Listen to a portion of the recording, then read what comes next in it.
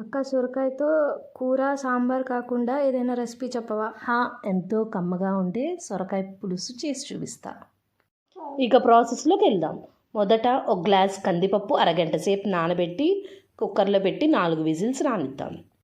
పప్పు ఉడికేలోపు సొరకాయ 1 ఇంచు పొడవుగా తరిగి అట్ల కాడతో సన్నటి హోల్స్ని పెట్టుకోవాలి. తర్వాత స్టవ్ మీద బాండీ పెట్టి కొద్దిగా ఆయిల్ వేసి కాగిన తర్వాత తరిగిన సొరకాయ ముక్కల్ని వేయించుకోవాలి. ఆ సొరకాయ ముక్కలు వేగిన తర్వాత స్టవ్ మీద ఒక మందపాటి గిన్నెలో 1 స్పూన్ ఆయిల్ వేసి కాగిన తర్వాత ఆవాలు, జీలకర్ర, ఎండుమిరపకాయలు, కరివేపాకు కొద్దిగా వేగనివ్వాలి.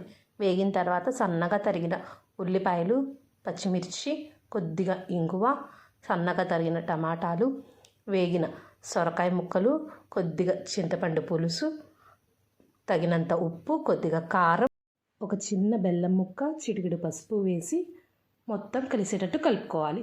అలా కలుపుకున్న తర్వాత ఒక 5 నిమిషాలు ముక్కలన్నీ మగ్గాలి. ఇందాక ఉడికిన కందిపప్పు కొద్దిగా మిక్సీ వేస్తే పులుసు బాగా చిక్కగా ఉంటుందండి.